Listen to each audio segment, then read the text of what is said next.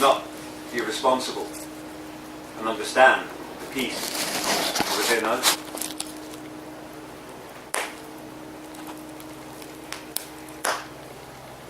He spoke of circles, Black Elk.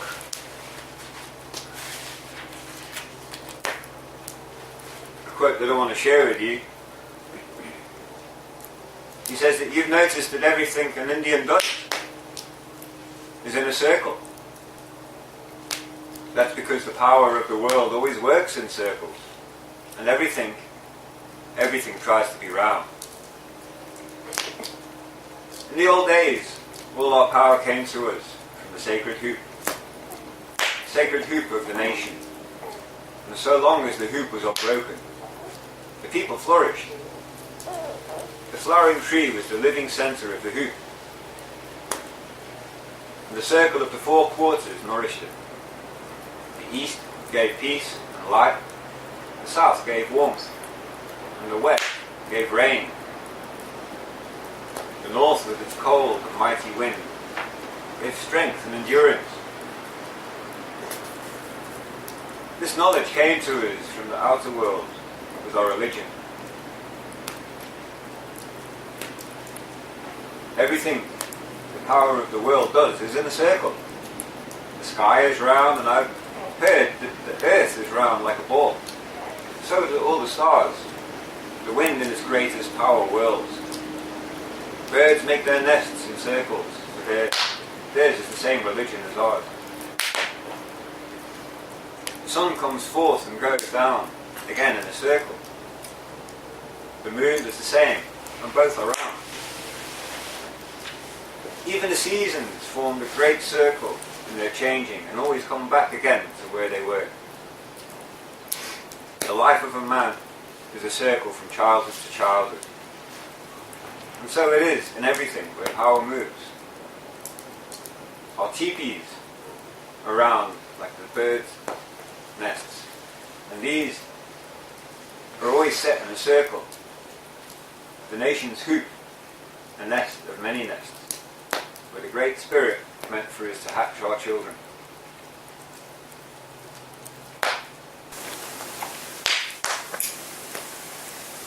Okay, so the sacred group of four.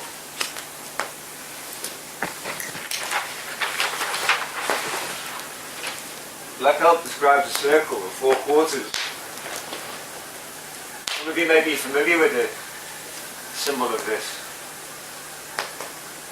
It's an ancient symbol, one of the oldest symbols in existence. The circle. But what do we see when we see the circle? The circle of life, the circle of family,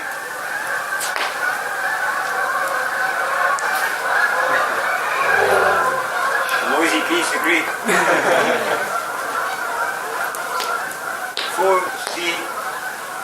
Four quarters within the circle, 4 ages of man, 4 seasons, continuation of life. It's never ending. When the Lakota pray, they pray with a pipe, the sacred pipe, prayer pipe, often called the peace pipe.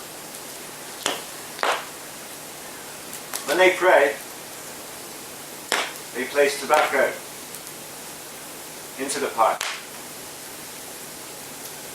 And they make a connection with all living things. All the different nations. The nations of the 4-leggeds, 2-leggeds, the winged ones, things that swim, things that crawl, the things that can't be seen, but we know exist. All things are taken into consideration and placed into the circle, brought into the circle.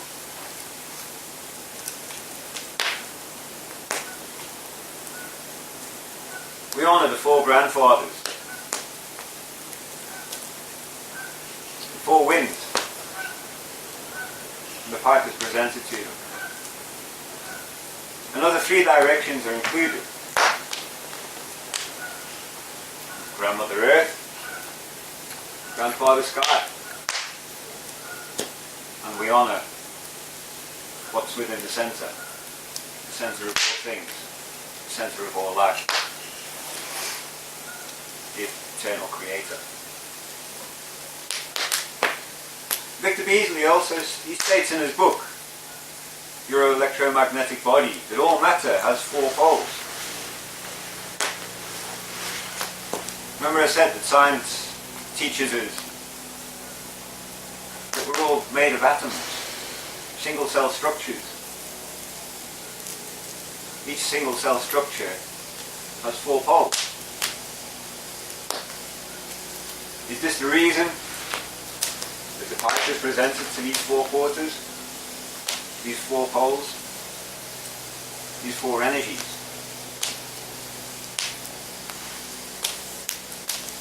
Another 3 directions are included, which makes 7.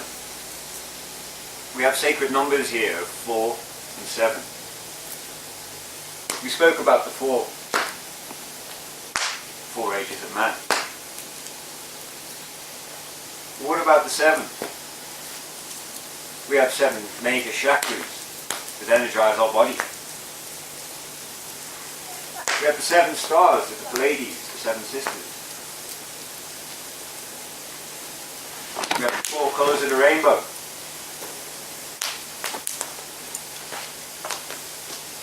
What happens to our bodies every 7 years? Do these cells regenerate every 7 years? So we see the sacredness in this number. Then we have 4 times 7, which equals 28. We find 28 feathers within the sheep's sponge. 28 poles within the Sundance light. 28 moons in the days in the lunar cycle.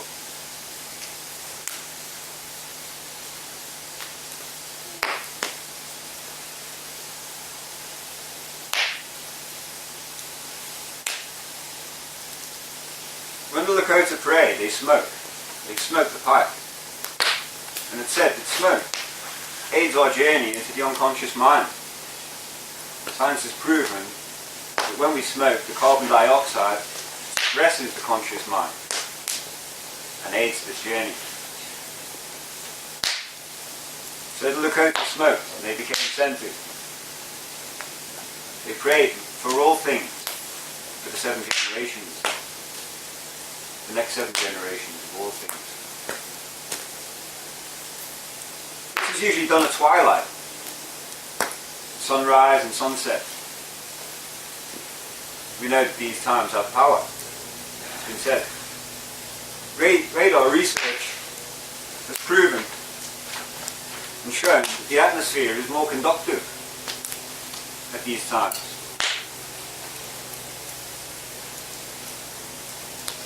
Another researcher, Dr. Clive Baxter, he conducted the early polygraph lie detector machine experiment. The lie detector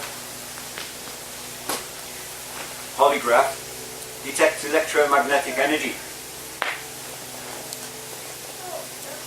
It shows that our thoughts, or brain waves, can be measured in hertz. Again, there's 4 different types: alpha, beta, theta, and delta. So while he was experimenting on this machine, he tested to see if there could be any response from the plant. So he hooked up this machine to the plant.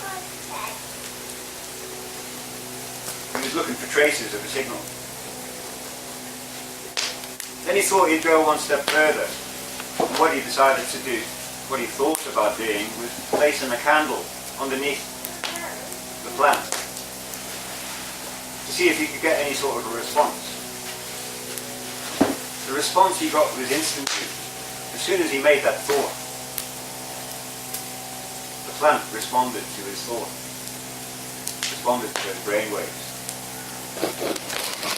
Live plants share telepathy, along with animals and humans. shows that nature is intelligent. It shows that nature actually listens to our thoughts and will respond accordingly. These are good thoughts or bad thoughts.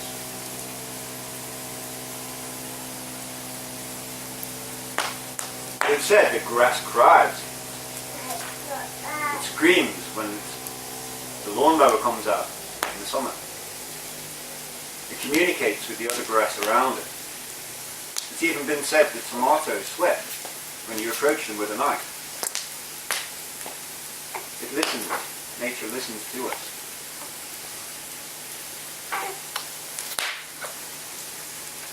So, even the stones are considered sacred to the ancient cultures.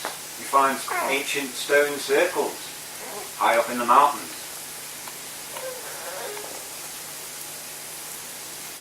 But it's been said that journey into the high places, going into the mountains for vision quests, asking questions to the spirits,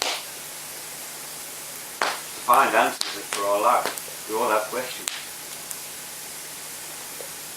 When we go to these high places, we breathe in the negative ions. Negative ions are known to be healing.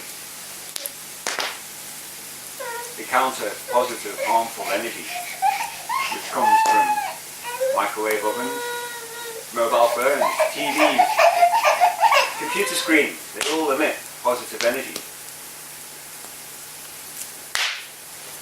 So they would go up to the mountains and sit within stone circles. They'd also perform the sweat lodge, the Tipi ceremony, or stone ceremony when translated, where hot stones are brought into the lodge. Water is poured onto these stones during the ceremony, and steam is created. Again, this gives off negative ions. So there was great healing done within these lodges during the ceremonies. The elders also teach that you should never go up into the mountains on vision quests until after Wakanyan has been. Wakanyan being the thunderbird, brings the thunder clouds where these negative ions are found. So they understood energy.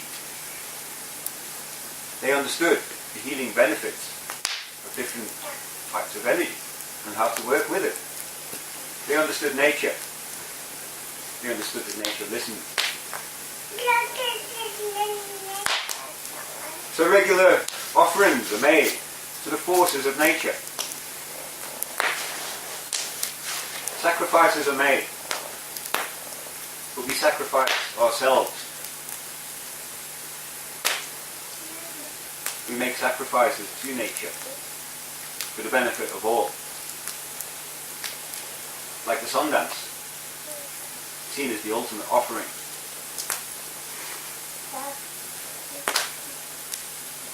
Resonance. Resonance is a maximum energy exchange. A maximum energy exchange occurs 4 times a year. Do you know when? The solstice, the equinoxes. This is when major ceremonies are conducted. The ceremonialist or the priest would conduct the major ceremonies to their tribes at these 4 times. They'd have the Sundance ceremony, they had sacred races, some tribes. They gave energy, they gave of themselves, knowing that what they give comes back to them. The more they give, the more you get.